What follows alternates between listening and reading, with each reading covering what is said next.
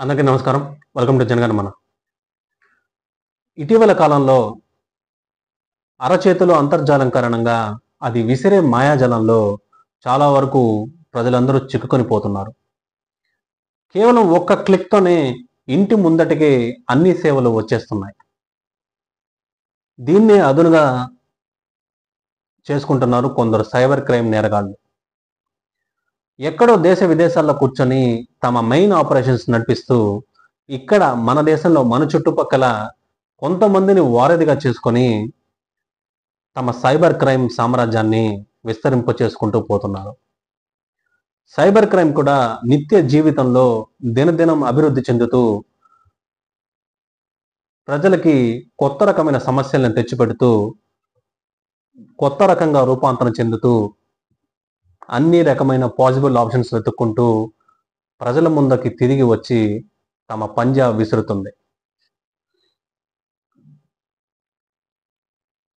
అలాంటి ఒక cyber crime దందానే ప్రస్తుతం దేశంలో నడుస్తుంది. ఉదాహరణకి పలానా ఫోన్ నంబర్ నుంచి మెసేజ్ వస్తుంది. ఆ మెసేజ్‌లో మీ అకౌంట్‌లో ఇంత అమౌంట్ క్రెడిట్ అయింది అండి అని బ్యాంక్ ఏ విధమైన గ్రామటికల్ ఫార్మాట్‌లో మనకి పంపిస్తుందో అదే రకమైన గ్రామటికల్ ఫార్మాట్‌లో ఆ మెసేజ్ వస్తుంది. ఆ మెసేజ్ వచ్చిన అనంతరం బ్యాంక్ వారు మనకి ఫోన్ చేసినట్టు ఫోన్ చేసి మీ అకౌంట్‌కి ఇంత అమౌంట్ క్రెడిట్ అయింది కదా అని తిరిగి పలానా యూపీఐ నంబర్‌కి ఆ అమౌంట్ సెండ్ చేయమని వారు చెప్పడం జరుగుతుంది. హడావిడి జీవితంలో, ఉరుకులు పరుగుల జీవితంలో ఏది కూడా చాలా వరకు క్షుణ్ణంగా పరిశీలించని చాలా వరకు మంది ప్రజలు సైబర్ క్రైమ్ బారిన ఈ విధంగానే పడిపోతున్నారు. తిరిగి పలానా యూపీఐ నంబర్‌కి డబ్బులు పంపించడం గానీ, తిరిగి వారు మళ్ళీ మనకి తిరిగి పలానా లింక్స్ రూపంలో మనకి మెసేజెస్ వచ్చిన తర్వాత, ఆ లింక్స్‌ని క్లిక్ చేసిన తర్వాత కూడా మన అకౌంట్‌లో నుంచి డబ్బులు పోగొట్టుకోవడం గానీ, చాలా వరకు ఇలానే జరుగుతూ ఉంది. ఈ కొత్త రకమైన దందాకి సైబర్ క్రైమ్ నేరగాళ్లు తెరలేపారు. ఏదో ఒక 50 ఏళ్ల వ్యక్తికి అప్పుడే స్మార్ట్ ఫోన్ తీసుకున్న వ్యక్తి మొబైల్ ఎడ్యుకేషన్ సరిగ్గా లేకనో సైబర్ క్రైమ్ బారిన పడ్డాడంటే అనుకోవచ్చు. కానీ చాలామంది యువత కూడా సైబర్ క్రైమ్ బారిన పడుతూ ఉన్నారు.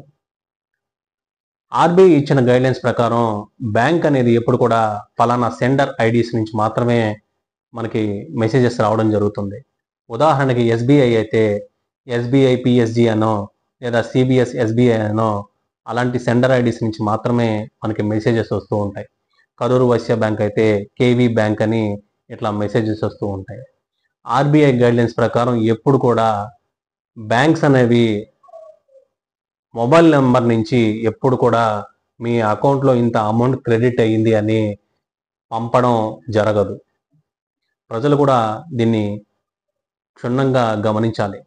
ఇలాంటి మెసేజెస్ ఎప్పుడైనా వచ్చినప్పుడు అప్రమత్తతో ఉండాలి. సెండర్ ఐడీ ఉందా లేదా? లోగో కరెక్ట్‌గా ఉందా లేదా? లేదా గ్రామటికల్ ఫార్మాట్‌లో ఎక్కడైనా ఎర్రర్ ఉందా అని వచ్చిన ప్రతి మెసేజ్‌ని క్షుణ్ణంగా పరిశీలించి సైబర్ క్రైమ్ బారిన పడకుండా చూసుకోవాలి. నిత్య జీవితంలో సైబర్ క్రైమ్ అనేది ప్రతిరోజు సవాళ్లు విసురుకుంటూ వెళ్తూ ఉంది. ప్రజలు కూడా దాన్ని అప్రమత్తతో ఎదుర్కోవాలి.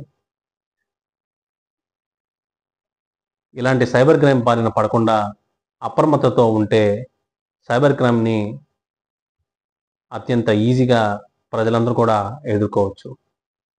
భారత్ మాతాకి జై. జై హింద్.